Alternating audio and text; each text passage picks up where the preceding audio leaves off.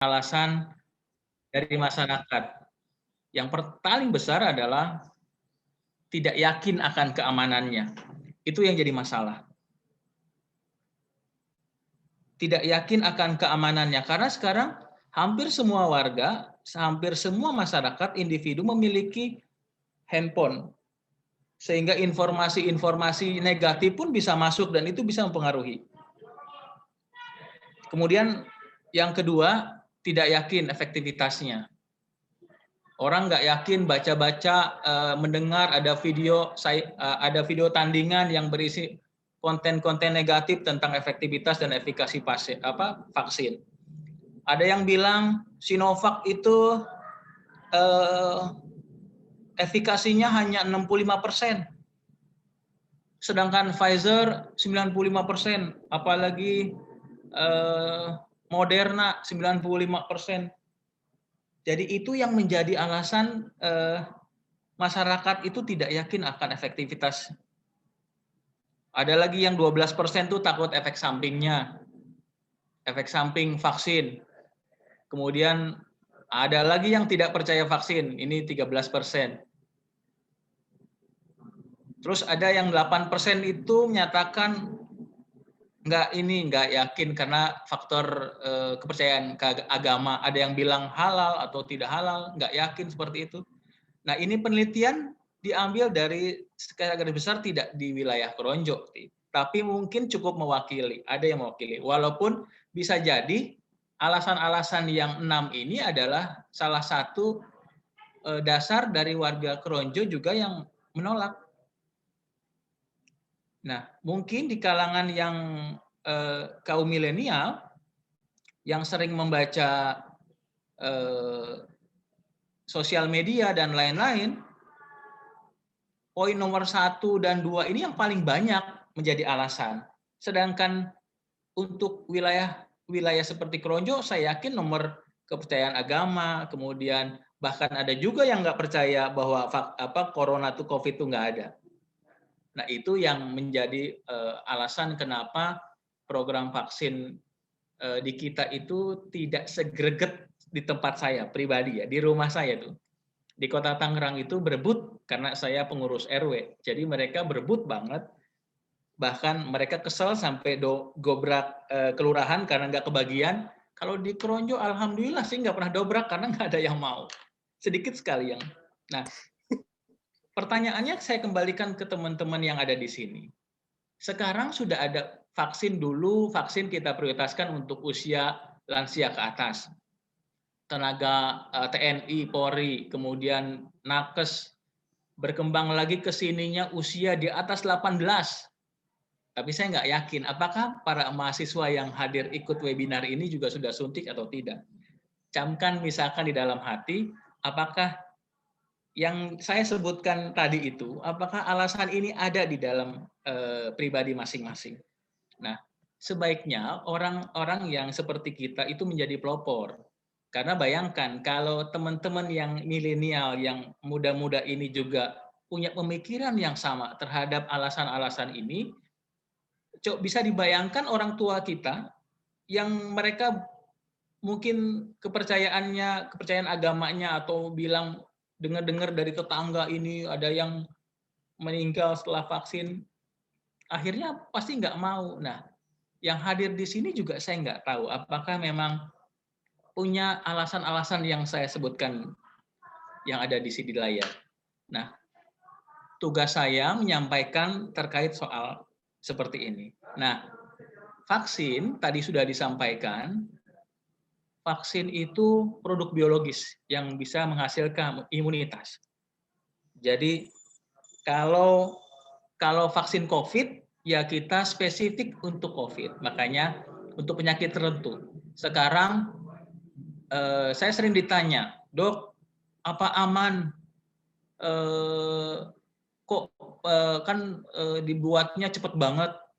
Ya harus cepat, kalau lama pandemi ini nggak akan berakhir. Tapi secara syarat bahwa bahwa syarat dari WHO yang suatu produk vaksin bisa disebut memiliki kemampuan untuk menyebabkan imunitas, itu minimal 50% efikasinya. itu sudah cukup. Nah, vaksin-vaksin yang ada di Indonesia yang sekarang sudah beredar, sebetulnya yang sudah yang pakai sekarang itu kan Sinovac dengan AstraZeneca. Di Jakarta AstraZeneca yang dipakai, sebagian ada yang Sinovac juga waktu awal-awal. Itu efikasinya kayak Sinovac hanya 63%, ada 62, ada bilang 62%.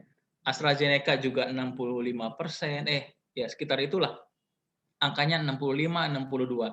Di beberapa negara Sinovac juga ada di Turki, malah ada yang sampai 80%. Kok beda, Dok?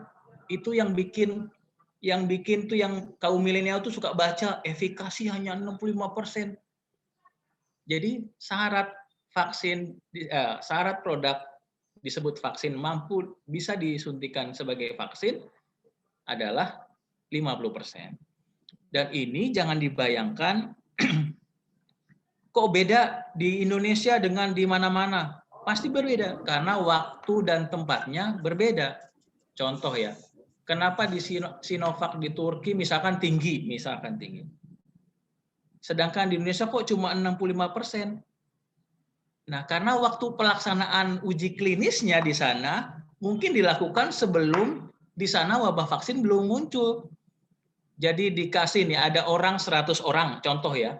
100 orang yang 50 disuntik placebo itu cuma nggak ada isinya istilahnya. Yang 150 lagi disuntik dengan vaksin. Sudah dibiarkan, kita pantau saja selama kurun waktu tertentu. Diperiksa lagi apakah ada COVID-nya. Nah, kalau yang disuntik itu tidak ada yang kena COVID, sedangkan yang disuntik placebo yang bohongan itu ada yang kena COVID 2, misalkan 2 orang, maka itu dianggap sebagai efikasinya 100% karena dari 50 orang itu satu pun tidak ada yang kena COVID. Nah, tapi itu kan lokasinya di Turki. Bisa jadi lokasi Turki itu misalnya kayak kita kemarin di Bandung, Sinovac misalkan dilakukan di Bandung atau di Jakarta misalkan. Kalau dilakukan di Tangerang bisa jadi efikasinya 100% karena emang belum nyampe Tangerang misalkan COVID-nya. Jadi kenapa efikasi yang beredar di berita-berita kemudian di Google kalau kita baca efikasinya ada 65, ada 95%, itu jangan menjadi dasar buat teman-teman mengambil keputusan untuk melakukan vaksin. Karena vaksin di masa pandemi, untuk mengakhiri masa pandemi adalah dengan segera melakukan vaksin. Karena yang ingin kita capai adalah herd immunity, kekebalan kelompok. Saya bayangkan, apa sih maksudnya herd immunity itu? Nah, herd immunity itu sebetulnya kalau dari 100 orang, 70 orang saja divaksin, maka COVID itu akan berhenti di orang yang tersebut. Saya sudah divaksin, ada 70 orang. Si 70 orang itu ada yang kena COVID, kan bukan berarti sudah divaksin nggak kena COVID. Tapi kalau orang yang sudah divaksin, maka dia nggak akan menyebarkan ke yang lain karena udah keburu dibunuh oleh orang tersebut kalau sudah divaksin. Karena dia sudah punya antibodinya. Sedangkan kalau semua belum divaksin atau hanya 10 yang divaksin, ya akhirnya berantai terus. Efek dominonya terus berantai. Nah, itulah kenapa kita harus segera melakukan vaksinasi yang cukup besar. Pemerintah tuh betul-betul menggalakkan vaksin. Nah, vaksinasi tadi juga sudah disampaikan, vaksinasi itu hanya istilahnya pemberian vaksin ke dalam tubuh. Jadi itu proses ininya ya, proses penyuntikannya. Sedangkan imunisasi sebuah proses. Jadi dari tadinya tidak punya kekebalan menjadi kekebalan. Nah, seperti itu. Nah, alasan-alasan inilah yang kenapa saya bilang gini, sampaikan jangan melihat yang pertama gara-gara terlalu banyak membaca efikasi. Oh, efikasinya rendah, Dok. Sinovac mah ada yang ngantri nunggu maunya ini aja. Tidak dibenarkan sebetulnya. Di masa pandemi sekarang tidak dibenarkan menunggu vaksin lain. Karena pemerintah hanya menyediakan vaksin yang ada. Jadi kalau pemerintah menyediakan vaksin Sinovac, saat ini cukup banyak vaksinnya, berikan itu, jangan menunggu karena kita tidak mau berlama-lama pandemi ini berlangsung. cukup kita aja lah, cukup selesai. Sinovac itu efektivitasnya 100%. Mau Sinovac, mau Moderna, mau Pfizer BioNTech, mau Johnson & Johnson, mau AstraZeneca, semua memiliki efektivitas 100%. 100% dalam artian mengurangi keparahan penyakit sama mencegah kematian. Jadi ada yang bilang hoax, suka mendengar AstraZeneca menyebabkan kekentalan penggumpalan darah dan lain-lain. Bahwa AstraZeneca betul memang ada kejadian kasus itu, tapi kalau perbandingannya sebetulnya cukup kecil. 1:1 juta orang. Dan itu pun tidak, mohon maaf ya, tidak menyebabkan kematian karena bisa segera disembuhkan. Jadi jangan berpatokan bahwa jangan terlalu banyak membaca hal-hal yang sifatnya hoax ya, yaitu seperti itu. Jadi yang sering beredar di AstraZeneca itu kan katanya penggumpalan darah dan lain-lain. Nah itu sebetulnya bukan, kecuali meninggal, itu nggak menyebabkan meninggal dan itu pun bisa disembuhkan dengan segera. Jadi itu yang sebetulnya tubuh itu memiliki respon imun yang bagus. Jadi pada dasarnya setiap manusia yang dimasuki oleh benda asing, baik bakteri maupun virus, tubuh itu punya mekanisme. Jadi sistem kekebalan tubuh kita itu akan bereaksi ketika ada virus atau kuman masuk ke dalam tubuh. Nah, dia akan membentuk, dia merespon dulu, mengenali dulu, ini apa nih? Yang masuk nih apa? Virus. Oh, virus. Tubuh itu punya kemampuan untuk membentuk antibodi. Pada prinsipnya itu pada awalnya. Hanya saja tubuh itu butuh waktu. Butuh waktu untuk mengenali ini apa. Sehingga ketika butuh waktu, itu yang resikonya kalau kita tidak divaksin. Karena butuh waktu, virusnya cukup banyak, akhirnya dampaknya si pasien kita itu, orang itu, akan demam dan lain-lain, akan muncul gejala. Kalau virusnya lebih banyak dibanding respon imunnya yang lambat, ya seperti itu kejadiannya, pasiennya makin parah dan makin parah, bahkan menyebabkan kematian. Nah, ini yang tidak kita harapkan. Nah, tujuan vaksin itu adalah segera memasukkan antigen.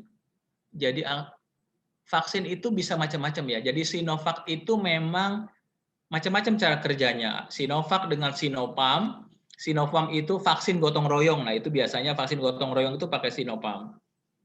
Nah, itu sama metode pembuatan vaksinnya, dia bulat-bulat utuh virusnya itu dimatikan. Dinonaktifkan, dimatikan. Disuntikan ke kita. Jadi yang kita suntikan sekarang itu Sinovac, itu virus yang dimatikan, ya tidak lagi aktif, tapi walaupun tidak aktif, tubuh tetap membaca bahwa ini adalah benda asing nih, ini benda asing, makanya saya harus buat nih penawarnya, istilahnya saya akan buat nih. Nah itu yang kita buat. Makanya kenapa? Tapi ada kendala juga ketika beda virus yang hidup dengan virus yang dimatikan. Pasti kita butuh dosis yang lebih besar. Makanya kenapa vaksin kebanyakan kita lakukan 2 kali. Jangan 1 kali, banyak nih. Saya sudah 2.600 orang yang divaksin pertama. Tapi vaksin kedua itu nggak nyampe 50%. Udah 2.600, vaksin kedua tuh nggak datang lagi, nggak tahu kenapa. Saya juga bingung, kenapa kok bisa begini? Nah, itu yang jadi kendala kita. Ada sekarang yang terjadi saya membaca pola begini. Karena beberapa perusahaan mewajibkan, perusahaan ya, yang bekerja di sektor formal, itu mewajibkan karyawannya untuk melakukan vaksin. Tapi saya nggak yakin apakah setelah 2.600 orang ini yang divaksin, besok-besok banyak yang datang nggak ya? Kalau sudah karyawannya habis. Tinggal sisa yang dagang, yang di pasar, yang buka warung di rumah, belum tentu juga mau divaksin. Nah ini yang menjadi kendala. Saya nggak bisa maksa kan kepala puskesmas atau pemerintah nggak bisa maksa, kecuali di India kali, kalau di Korea Utara, kalau di Cina bisa jadi dicambuk-cambukin tuh kalau yang nggak vaksin. Tapi di Indonesia nggak bisa melakukan hal seperti itu. Makanya tergantung ketegasan pemerintah sih sebetulnya. Sampai saat ini memang masih diwajibkan pada sektor-sektor formal. Sebetulnya semua wajib, tapi siapa yang bisa memaksa orang untuk mau vaksin? Jadi kita tidak bisa melakukan hal itu. Nah, ini data yang saya share sedikit, informasi terakhir. Lihat keronjo itu 38.000 sasarannya, itu untuk usia di atas 12 tahun. Yang sudah divaksin baru 2.600. Jadi target 5 bulan, saya harus 36.000. Target per minggu 1.600. Target harian 289. Sekarang aja vaksin kedua yang seharusnya 120 orang, yang datang cuma 80. Nggak tahu ke 40 itu kemana. Terus yang vaksin pertama hanya 70 orang. Ya, 70 orang. Sedangkan saya membuka kuota hari ini adalah 350, tapi nggak ada yang datang. Nggak tahu Pak Sekdes nih, Pak Bambang.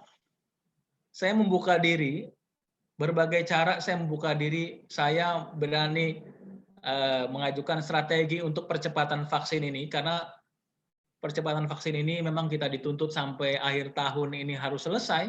Bayangkan aja sehari harus 289 orang, yang datang sekarang 70 tiap hari dilakukan. Nah, itu yang menjadi kendala kita. Jangan berpikir kenapa sih sampai sekarang virus itu, vaksin itu bisa nggak sih dok, vaksin Sinovac bisa mengcover virus Delta yang sekarang terjadi, virus India yang banyak banget. Saya bilang sama teman-teman di sini, sama masyarakat kadang-kadang saya sampaikan, please jangan sakit saat sekarang. Jangan sakit saat sekarang. Dok, gimana sakit jangan sakit sekarang? Ya jaga prokesnya.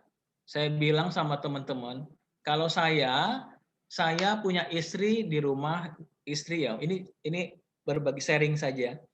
Saya istri tipikalnya orang rumahan, tidak pernah keluar. Bahkan sebulan sekali pun belum pernah keluar, paling di depan rumah di teras. Anak-anak saya kuliah di BINUS, tapi BINUS daring kan. Juga sama. Tidak pernah keluar.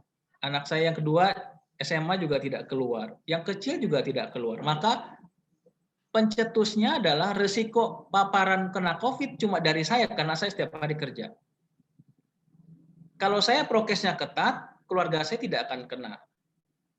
Saya kasih gambaran, bukan saya kepengen sebetulnya, saya kasih gambaran dari 91 staf saya di Keronjo, hampir sebagian besar 94% itu sudah kena COVID.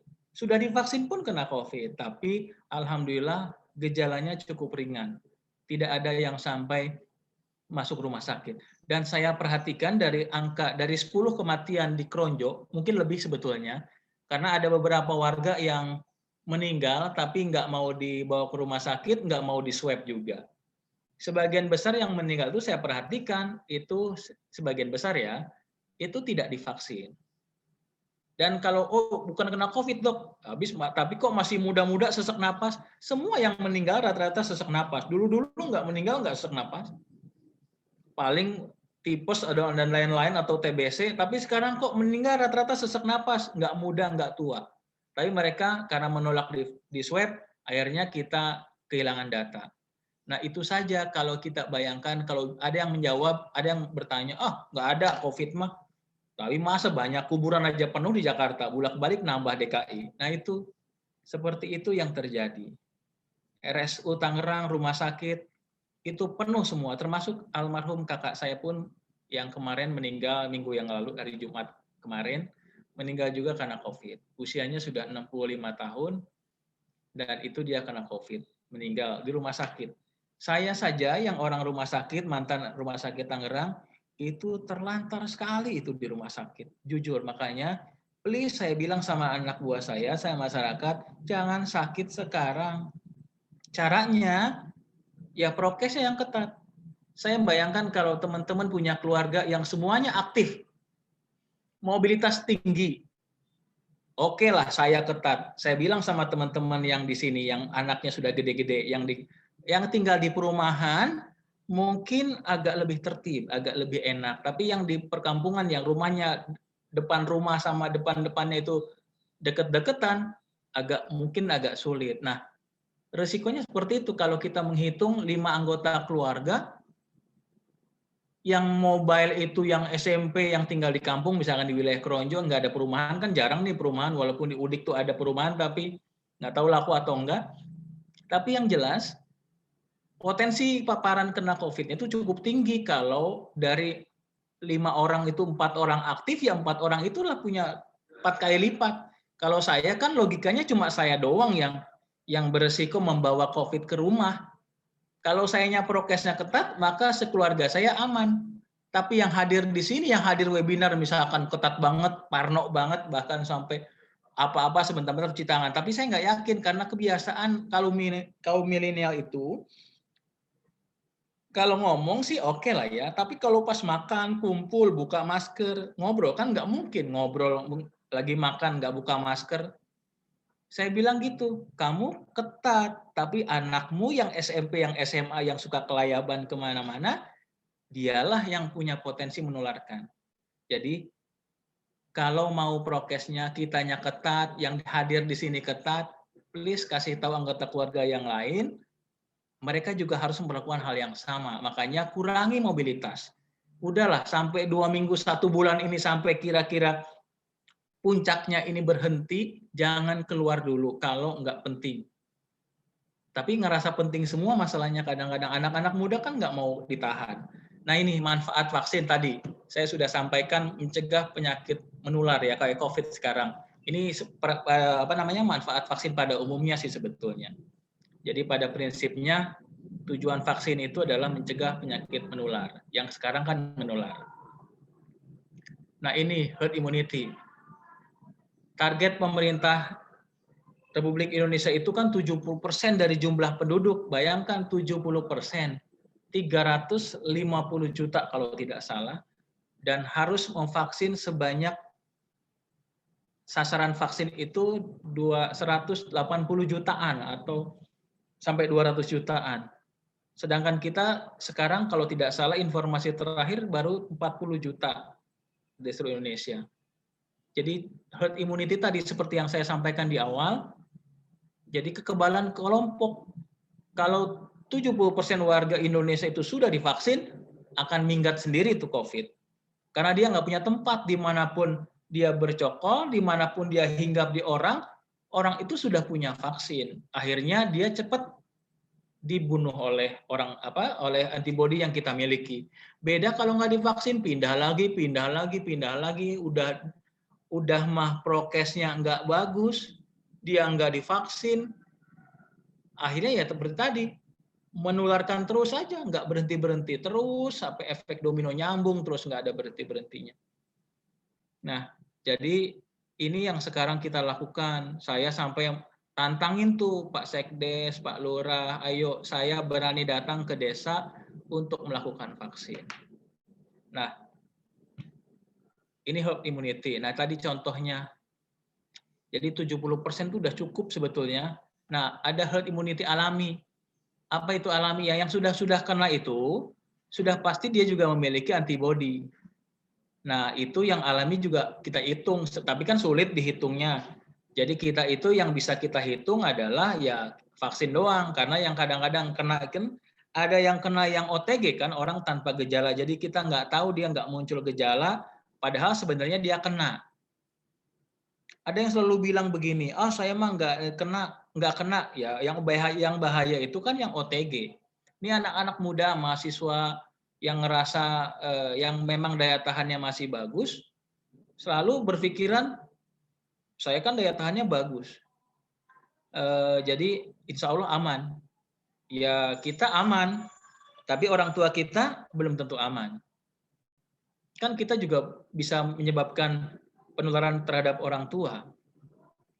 Nah, ini yang sering diabaikan oleh anak muda. Salah satunya adalah ada salah seorang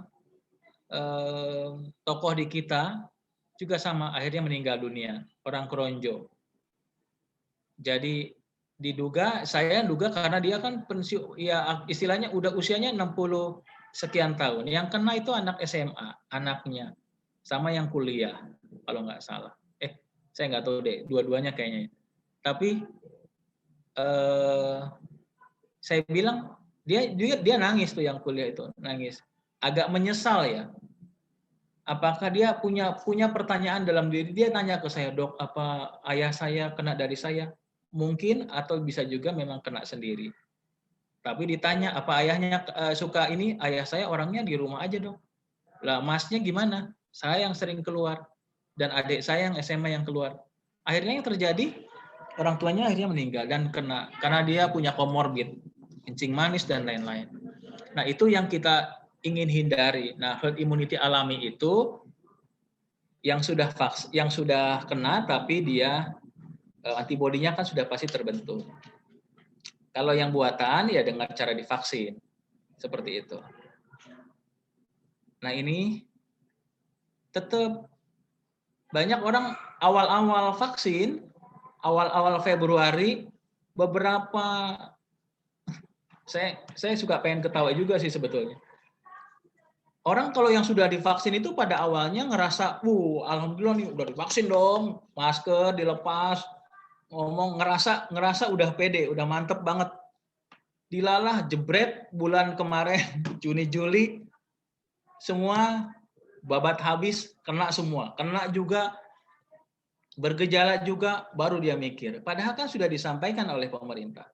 Vaksin itu bukan berarti kita tidak kena, tapi dengan vaksin tingkat keparahan kita itu tidak parah banget, bahkan bisa mencegah kematian.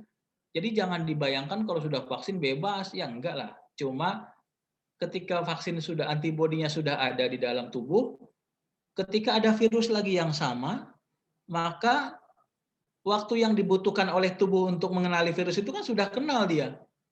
Dia kan sudah kenal. Jadi langsung antibodinya sudah langsung menyerang, membunuh antigen itu, virus itu. Jadi gejalanya tidak terlalu lama, tidak terlalu berat.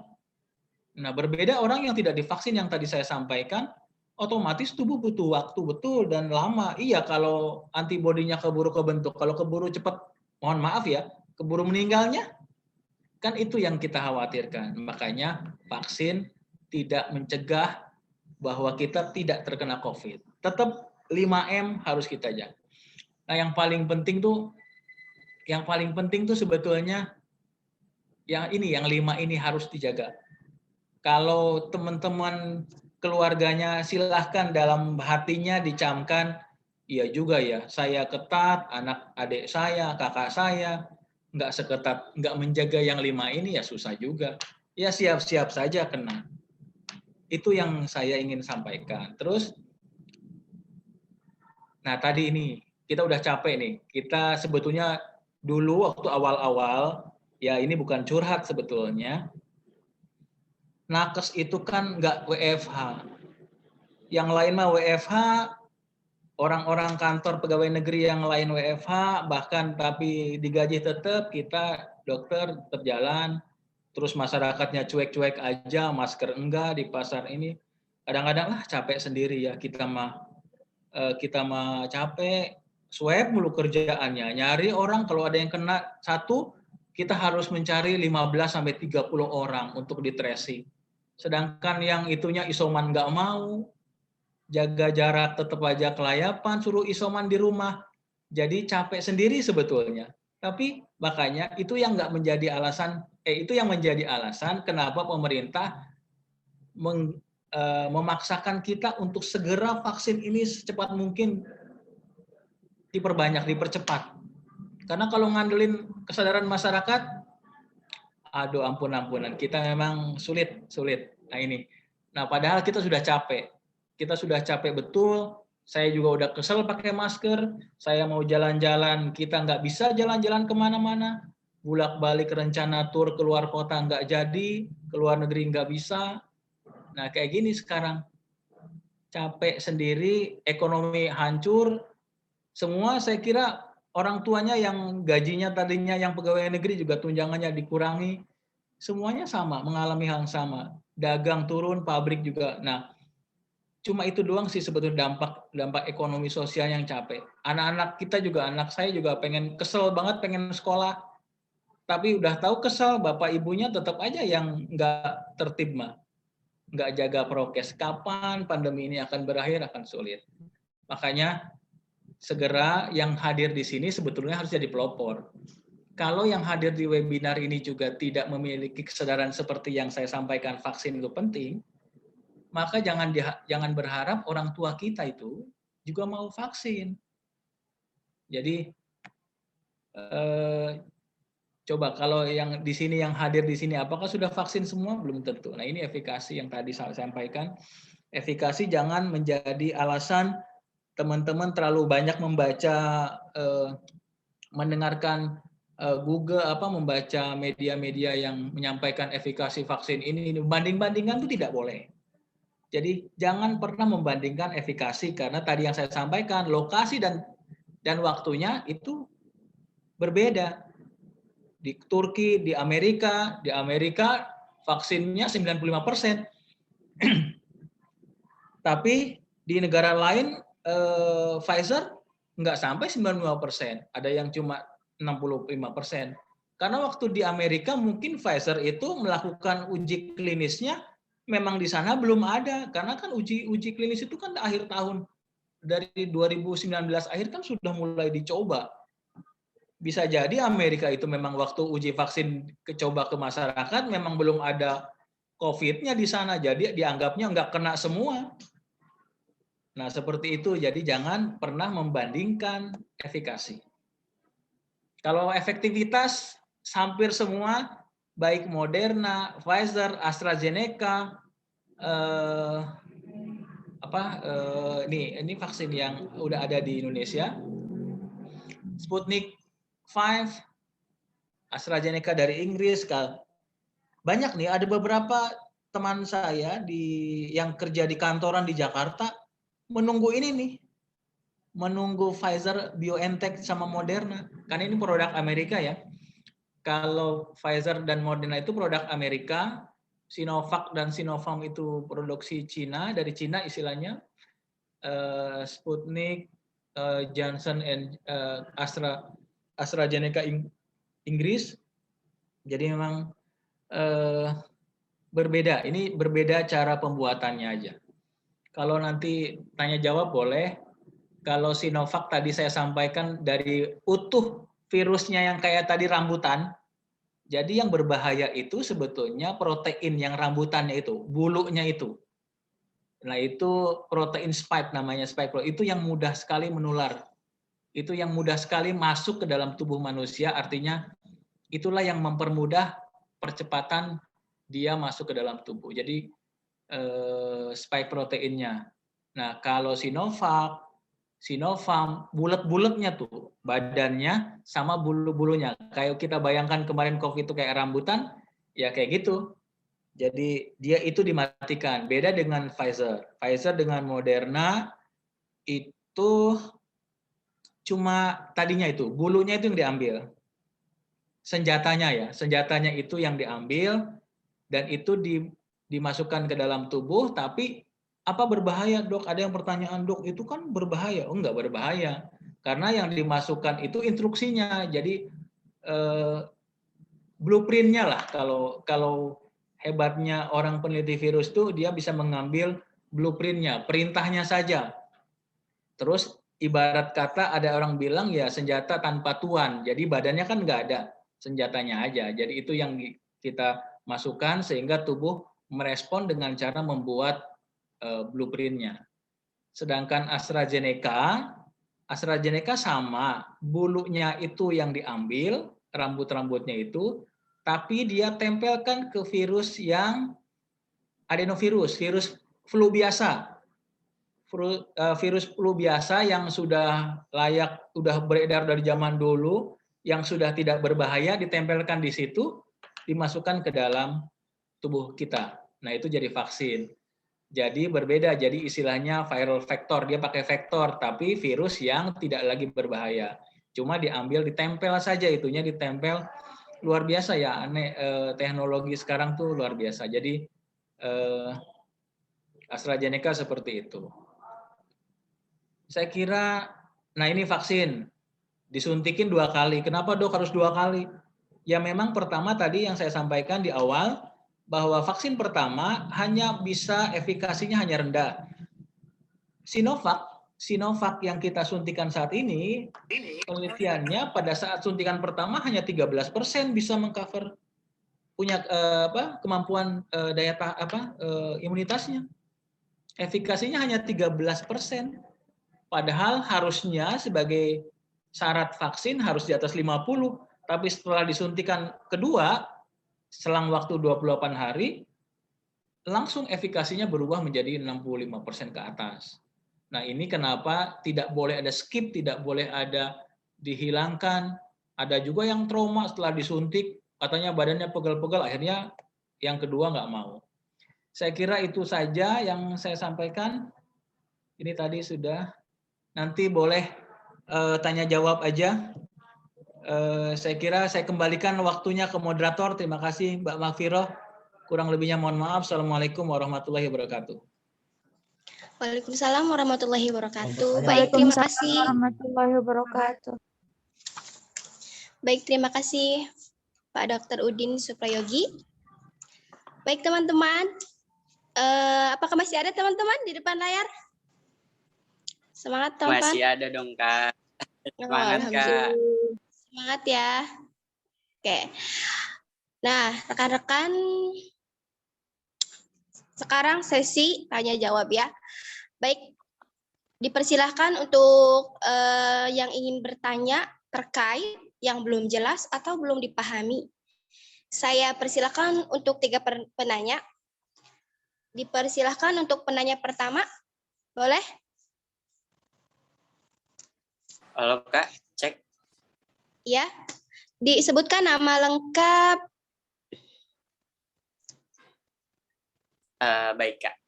Bismillahirrahmanirrahim. Assalamualaikum warahmatullahi wabarakatuh. Waalaikumsalam warahmatullahi wabarakatuh. Baik, terima kasih kepada kakak moderator nih ya, yang sangat fresh sekali untuk memandu materi kita pada kesempatan kali ini, pada siang yang berbahagia ini gitu kan. Ya sebelumnya perkenalkan, nama saya Muhammad Reza Septiansyah, instansi atau dari asal Universitas UHAMKA, prodi kedokteran. Nah, sebenarnya kita di sini sharing aja sih Kak atau Pak gitu kan, untuk mengenal lebih dalam tentang vaksinasi COVID-19 gitu kan. Nah, sebenarnya yang tadi sudah dijelaskan itu sudah sangat amat jelas, cuman terkait yang saat ini kita alami adalah mungkin banyak yang mungkin tidak berani atau tidak tidak untuk melakukan vaksin ya. Nah, di sini adalah bagaimana sih Pak untuk cara meyakinkan bahwa untuk orang-orang yang di sekitar kita, di lingkungan kita ini untuk melakukan vaksin. Mereka banyak yang mempercayai bahwa memang ada beberapa mungkin yang efek sampingnya terlalu besar kayak gitu kan, akan tetapi belum ibarat kata belum melihatnya secara fakta dan detailnya kayak gitu. Dan mungkin itu aja sih Pak. Kak, itu aja mungkin kurang lebihnya. Billahi fisabilil haq, fasabiqul khairat. Wassalamualaikum warahmatullahi wabarakatuh. Waalaikumsalam warahmatullahi wabarakatuh. Kak Eja, oke baik, pertanyaannya bagus ya. Kata Kak Eja gini ya, bagaimana cara meyakinkan untuk melakukan vaksin ya? Untuk meyakinkan orang-orang gitu, Iya, betul, gimana Kak. Ya? Gitu. Waktu dan tempat Pak dipersilakan untuk ditampung dulu aja ya pertanyaannya. Langsung dijawab Pak. Bapak narasumber, Bapak Udin. Boleh, bisa langsung jawab, siapa tahu nanti ada juga pertanyaan yang sama yang jadi keinginan teman-teman mungkin. Nah, sebetulnya cara mengajak masyarakat untuk mau vaksin, sebetulnya ini webinar inilah tujuan yang kita harapkan kan sebetulnya, makanya judulnya, tema besarnya nih apa, berani vaksin, apa tadi saya lupa. Nah, berani bangkitkan Indonesia. Saya sempat ditanya sama salah satu mahasiswa kesehatan masyarakat yang dia vaksin ke puskesmas, dia orang Kronjo, dia tanya, "Dok, bagaimana Dok menurut dokter gimana caranya biar mengajak masyarakat, strategi apa untuk mengajak masyarakat. Nah, kalau alasan-alasan tadi yang disampaikan oleh alasan-alasan tadi, penelitian tadi yang disampaikan oleh saya tadi di layar, bahwa alasannya itu kan sebetulnya lebih kepada pemahaman tingkat intelektual ya, sebetulnya yang saya lihat. Ada juga, karena kita berbeda sekali. Coba bayangkan, saya mengapa agak kesulitan mendobrak paradigma seperti ini, mendobrak pikiran-pikiran yang sudah menjadi dogma di masyarakat tuh seperti itu agak sulit. Kita bayangkan gini, saya selalu menyampaikan begini, vaksin COVID yang baru saja beredar, dibandingkan dengan vaksin yang sudah ada dari tahun 70-an, mohon maaf. Vaksin dari tahun 70-an aja seperti vaksinasi rutin, imunisasi rutin, DPT, BCG, hepatitis dan lain-lain masih ada di wilayah kita ini, terutama di daerah pedesaan yang tidak mau keluarganya. Padahal itu sudah dari tahun kapan? Dari tahun 70. Bayangkan saja generasi kayak sekarang yang sudah TV itu masuk, handphone sudah masuk semua. Karena pola-pola pikir yang tadi saya sampaikan itu agak sulit didobrak. Nah, kebiasaan. Makanya sebetulnya yang paling efektif adalah yang kita cari adalah kaum milenial. Sekarang agak berubah ketika sasarannya vaksinnya usia 18 tahun.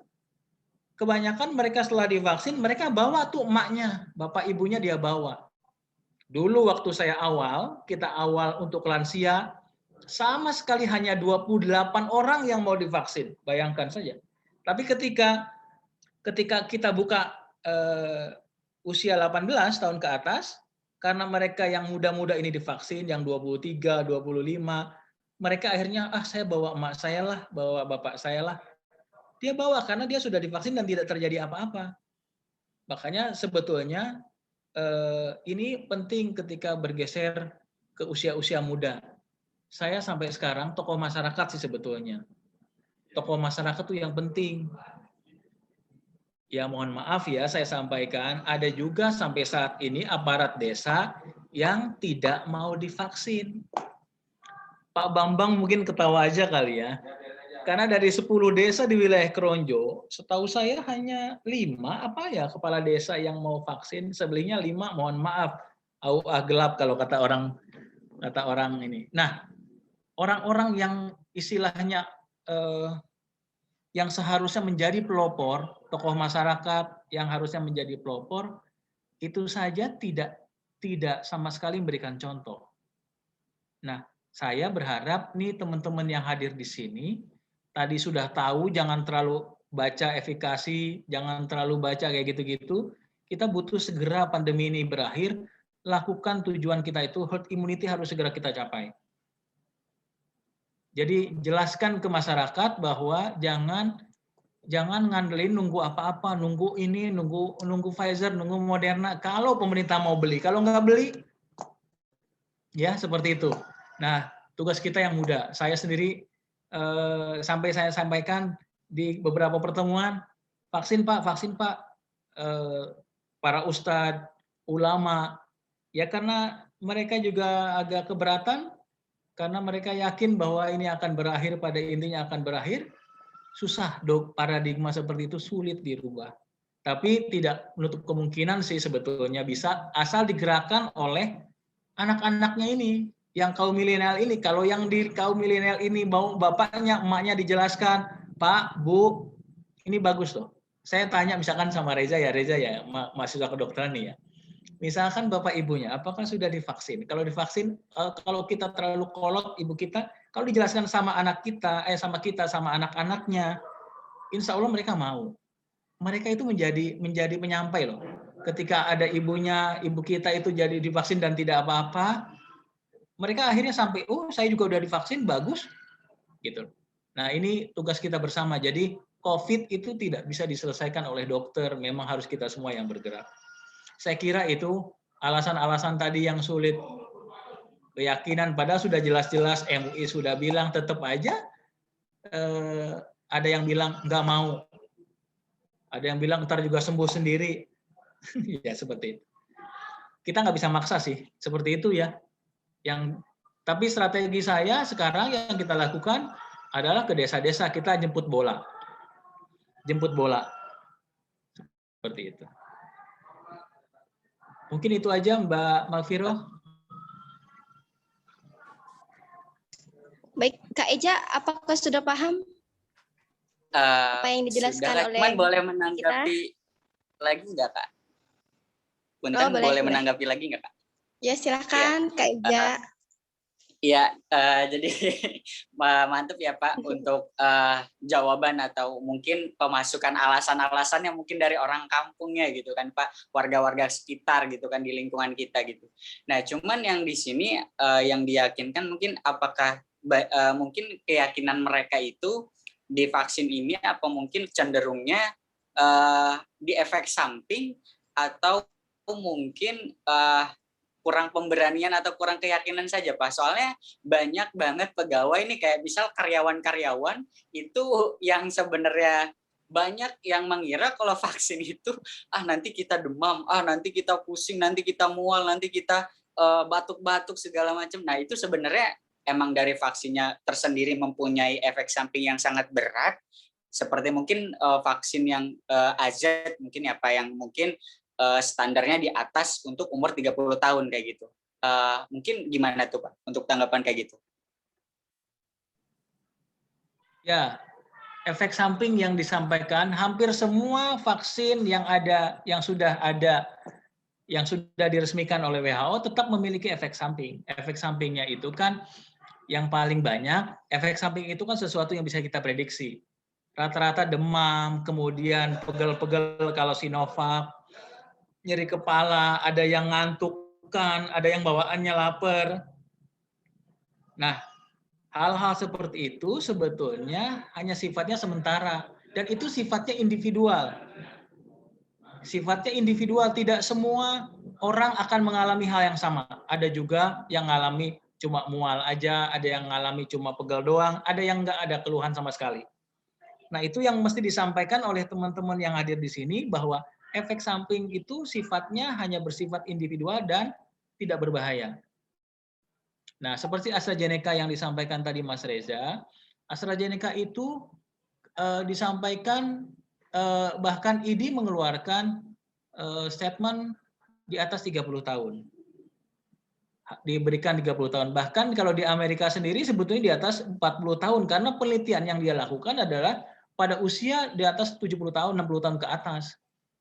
Nah, tapi di Amerika itu ada pilihan lain.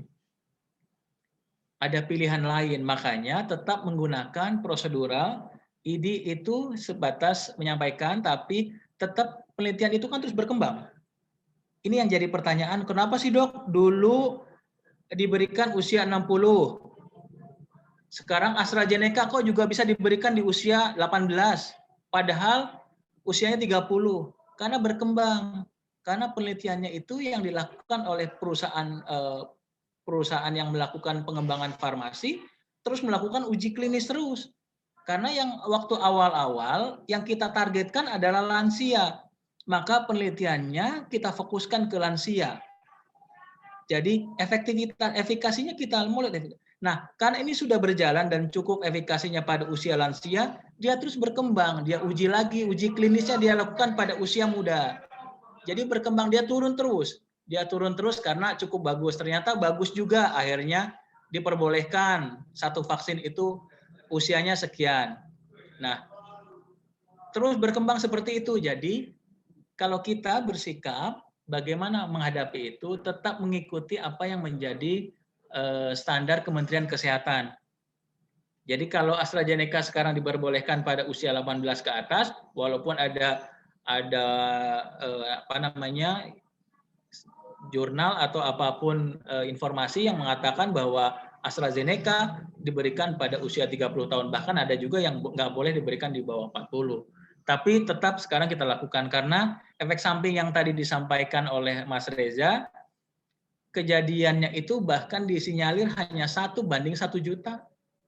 Jadi cukup kecil dan itu pun apa namanya efek sampingnya, misalkan kayak pengentalan darah dan lain-lain, itu juga bisa disembuhkan. Bukan bahwa dia langsung mati ya, mohon maaf saya agak kasar, langsung mati, enggak. Saya kira semua gejalanya sama dan sifatnya individual. Jangan bikin kapok. Gara-gara vaksin pertama tadi saya sampaikan ada gejala nyeri kepala, terus vaksin kedua enggak mau dilakukan. Sia-sia sekali. Sia-sia sekali. Apa yang terjadi kita berjibaku dengan keluhan tadi setelah vaksin, kok enggak dilanjutkan dengan vaksin yang kedua. Sayang.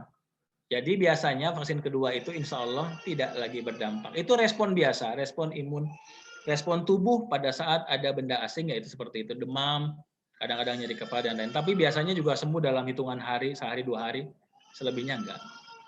Kita 2.600, alhamdulillah dari 2.600 itu tidak ada sama sekali kejadian yang dilaporkan cukup jauh kan. Jadi kita bisa buktikan bahwa hampir sebagian besar tidak masalah. Saya kira itu. Yang lain mungkin? Ya, yang lain untuk penanya kedua silahkan. Terkait yang belum jelas atau belum dipahami. Iya, saudara moderator, boleh saya bertanya? Boleh? Boleh disebutkan namanya, Kak? Iya, saya Suharyanti Shimeka Joana Zaviera. Selamat siang, Pak Dokter. Sebelumnya, terima kasih atas paparan materinya yang sangat informatif. Alhamdulillah, saya juga sudah divaksin di Puskesmas Kronjo, tinggal menunggu dosis kedua. Terima kasih kepada Puskesmas Kronjo yang sudah memfasilitasi program vaksinasi ini, ya Pak Dokter. Dan saya ada 2 pertanyaan di sini.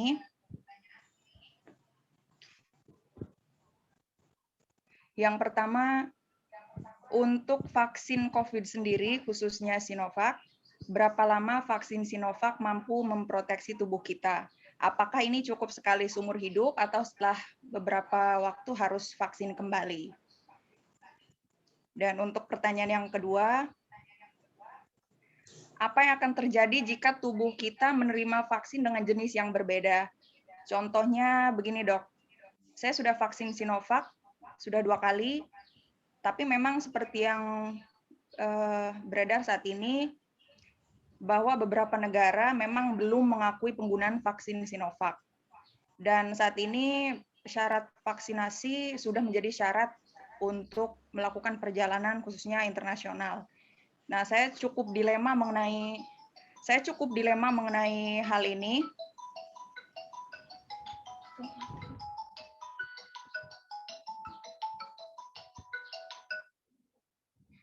Boleh dilanjut?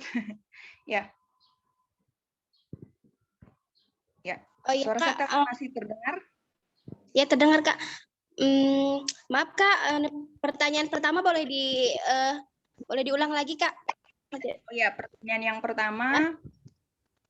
Untuk vaksin COVID, khususnya Sinovac, berapa lama vaksin Sinovac mampu memproteksi tubuh kita? Apakah cukup sekali seumur hidup atau beberapa waktu kita harus vaksin kembali? Lalu yang kedua, apa yang akan terjadi jika tubuh kita menerima vaksin dengan jenis yang berbeda? Contohnya begini, Dok. Saya sudah vaksin Sinovac 2 kali. Sementara seperti yang kita ketahui, beberapa negara belum mengakui penggunaan vaksin Sinovac. Sementara salah satu syarat perjalanan ke luar negeri memang juga harus sudah divaksin. Saya ada dilema begini, Dok, karena kan saya sering kali melakukan perjalanan luar negeri juga, dan di negara tersebut vaksin Sinovac kan belum diakui. Dan untuk memenuhi syarat perjalanan tersebut, mau tidak mau saya harus vaksin dengan jenis vaksin yang mereka akui. Nah, apakah memungkinkan untuk tubuh kita untuk menerima jenis vaksin yang berbeda? Akankah ada efek samping untuk tubuh kita? Terima kasih. Ya, Kak. Baik, Kak. Terima kasih atas pertanyaannya. Dijawab pertanyaan pertama dulu ya, Kak. Ya. Bagaimana? Ya, ya Pak. Silahkan. Langsung aja ya. Ya. Langsung aja. Baik, Pak. Apa langsung dijawab langsung Pak, dua-duanya Langsung boleh? ya. Iya Langsung baik Pak. aja. Saya catat kok semuanya. Jadi gini, Baik Pak. pertanyaan ini sering ditanya. Ini berapa lama sih dok sebenarnya antibodi yang kita miliki setelah disuntik 2 kali dengan Sinovac? Sebetulnya teorinya kalau kita pernah ada beberapa penelitian di rumah sakit umum dari 72 orang yang disuntik pegawai rumah sakit umum yang disuntik 72 orang, itu dari sekian 72 orang itu hanya satu yang tidak terbentuk antibodi. Itu pemeriksaan yang penelitian yang mereka lakukan internal. Jadi dari 72 orang itu ada satu yang setelah disuntik itu antibodinya tidak keluar, tidak muncul ya. Dan dari sebagian besar 71 kan berarti ada antibodinya. Nah, vaksin rata-rata antibodi itu terbentuk minggu kedua setelah vaksin. Jadi minggu kedua itu dia mulai muncul antibodinya dan bertahan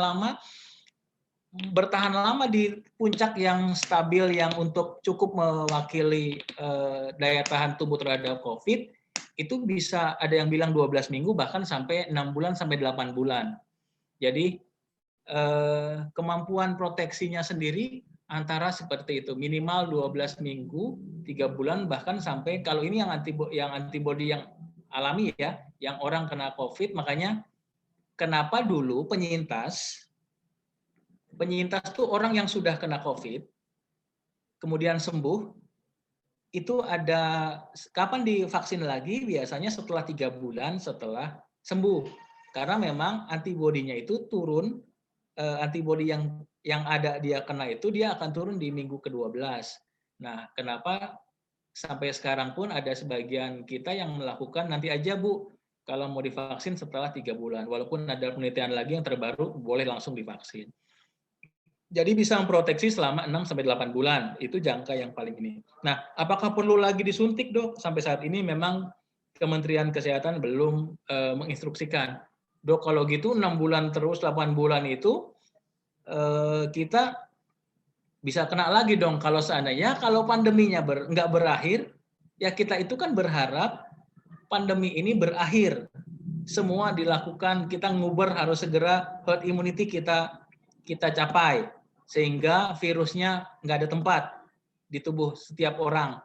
Nah, itu yang saya kira 8 bulan, 6 bulan sampai 8 bulan cukup kok kalau semuanya mau ini. Nah, nanti ketentuan pastinya apakah kajiannya kan pasti terus masih berlangsung.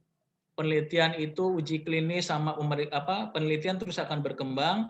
Nanti di tengah-tengah perjalanan misalkan pandemi ini belum berakhir, pasti pemerintah akan mengkaji ulang apakah ini antibodinya kira-kira masih bisa atau tidak.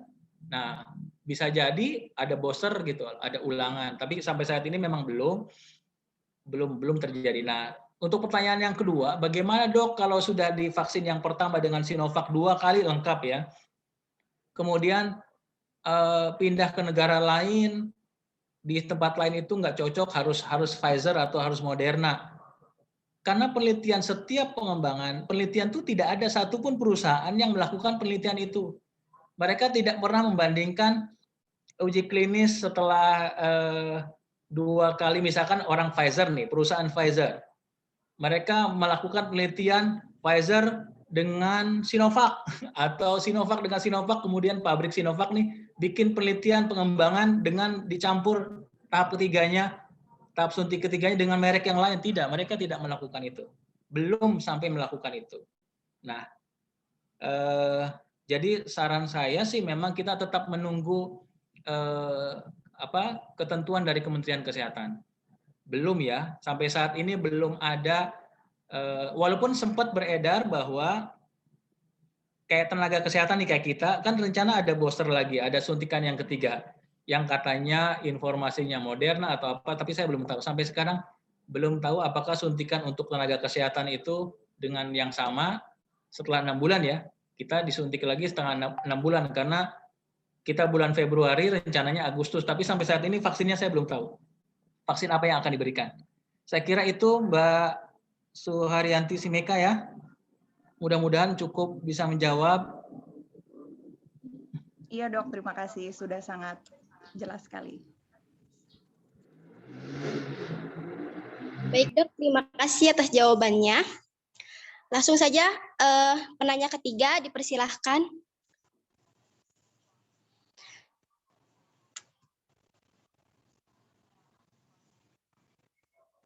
Ya, untuk peserta, para peserta untuk dipersilahkan untuk sesi ketiga ya, untuk bertanya.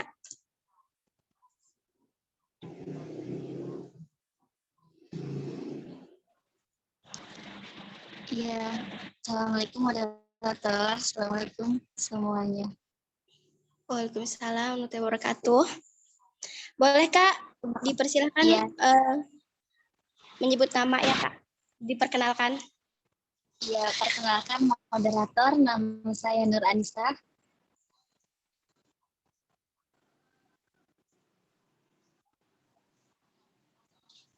Ya, Saya dipersilahkan. Ya, baik. Pertanyaannya,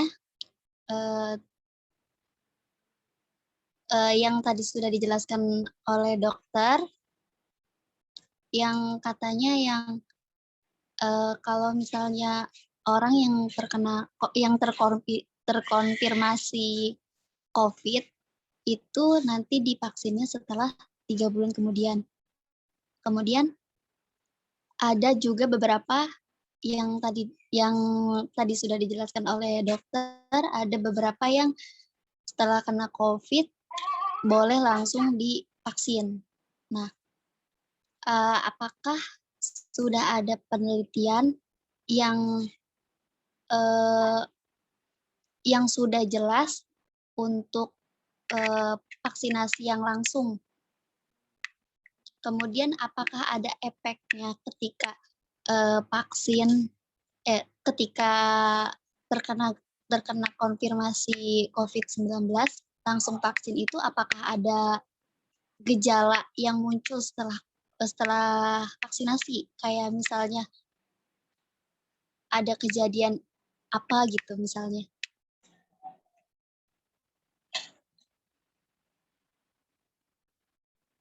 Ya. Baik Kak Nur Anissa, terima kasih untuk pertanyaannya. Boleh dok untuk dijawab. Saya agak menyimaknya agak kurang ini, tapi saya coba jawab. Apakah ada penelitiannya terkait soal perbedaan tadi itu yang disampaikan oleh saya bagi penyintas ya. Penyintas itu yang sudah terkonfirmasi terus menunggu 3 bulan atau langsung boleh. Nah, sebetulnya dilakukan pun boleh. Apa yang menjadi dasar saya bicara begini, ini pendapat saya. Apa yang menjadi dasar saya untuk mengatakan seperti itu? Karena semua orang yang hadir vaksin, yang sekarang sudah divaksin, hampir semua tidak dilakukan swab dulu kan? Tidak ada orang yang datang mau vaksin di swab dulu. Padahal belum tentu dia itu tidak pernah kena. Bisa jadi dia sebetulnya sedang kena atau sudah kena seminggu lalu.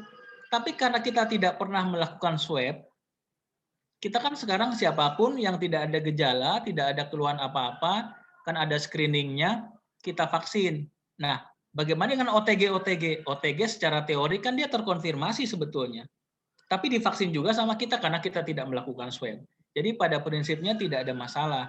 Cuma kenapa awal dulu ada jarak 3 bulan? Pada saat itu adalah karena keterbatasan vaksin.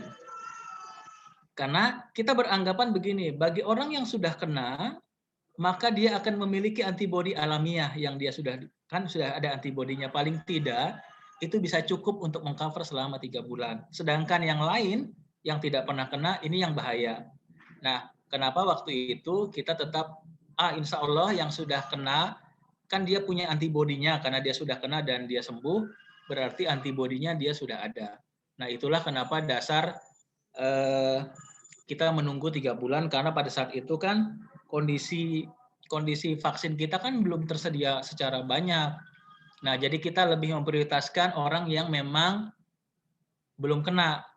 Istilah belum kena itu belum tentu belum kena beneran ya, karena ada sebagian juga orang yang tidak kita swab, memang tidak pernah kita lakukan sebelum vaksin semuanya swab, atau kitanya lama.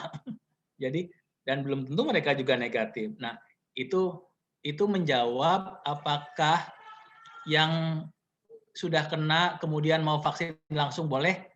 Secara pendapat saya bisa-bisa aja. Karena yang divaksin sekarang pun kan tidak melakukan swab. Bisa jadi juga dia kena juga dia kita disuntik juga tetap tidak ada apa-apa. Keluhannya sama kalau dia ada gejala-gejala penyerta istilahnya yang terjadi misalnya kayak pegal-pegal kayak gitu tetap sama aja. Tapi itu individual lah, nggak semua orang yang kena yang divaksin tuh ada gejala. Saya kira itu, Mbak Nur Anissa, mudah-mudahan jelas ya.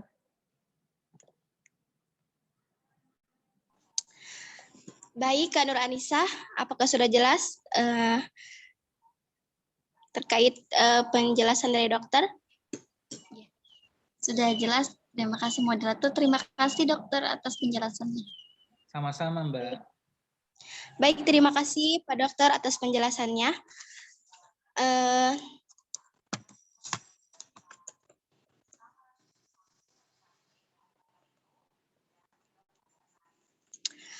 Bagi saya sedikit tambahkan, Baik, bagi Pak. ada yang sekarang gini, ada orang yang sudah divaksin, yang pertama, tiba-tiba kan dia jaraknya 28 hari, tiba-tiba di antara menunggu vaksin kedua dia kena kasus konfirmasi, kena COVID.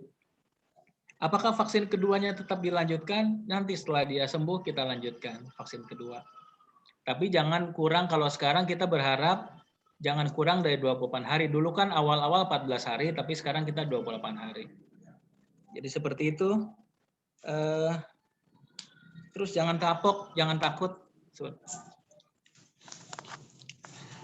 Baik, Pak. Terima kasih atas pemaparannya. Semoga bermanfaat bagi kita semua. Sudah jelas ya, yang dipaparkan oleh dokter kita harus berani vaksin karena untuk menjaga imunitas kita, untuk menjaga imunitas tubuh kita.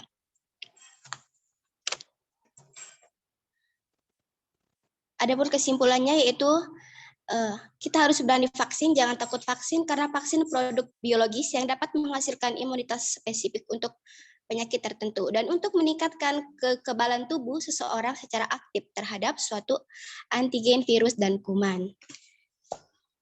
Oke, baik para hadirin, saya mohon pamit.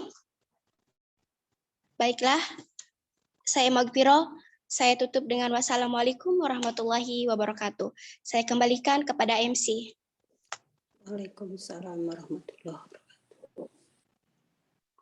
Terima kasih kepada Saudari Magfiro telah memandu acara diskusi dan tanya jawab. Alhamdulillah kita telah sampai di penghujung acara. Terima kasih banyak kepada para narasumber, moderator, serta para peserta yang telah menyimak dari awal hingga akhir. Semoga banyak ilmu yang kita dapatkan untuk diaplikasikan dalam kehidupan sehari-hari. Saya mewakili panitia yang bertugas menyampaikan mohon maaf atas salah kata dan perbuatan. Akhir kata, terima kasih dan wassalamualaikum warahmatullahi wabarakatuh. Waalaikumsalam.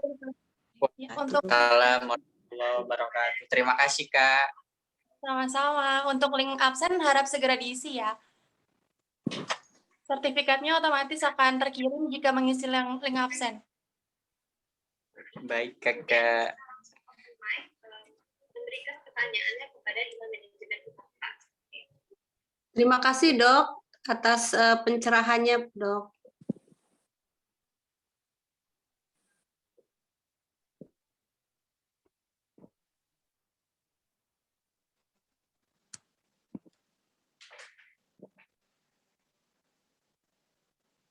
Untuk door prize nanti dihubungi melalui WA ya. Terima kasih teman-teman semuanya yang udah ikut webinar ini.